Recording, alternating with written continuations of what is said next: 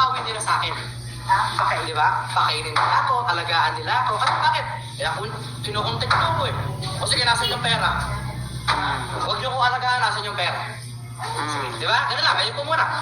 Next question. Isa pa po yan, di ko na po nilalakay. Doon lang kasi, pinablog nila ako, kaya inaalagaan nila ako. Yan. Next.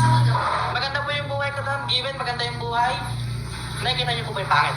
Nakikita niyo lang yung maganda kasi bakit? On camera. Yes. Off cam. Off cam, hindi. Hindi nakikita. Ano yung makikita? Di ba?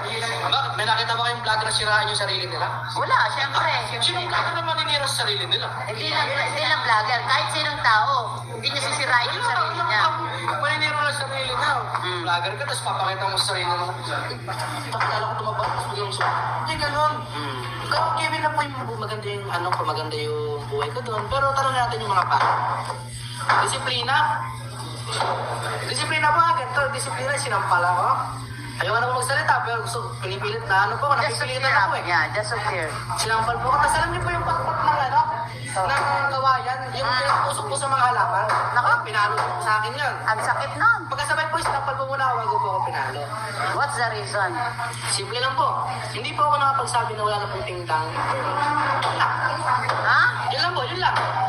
Walang tindang? Wala pong tingdang burger. Yun na yung yung pumunta sila doon kasi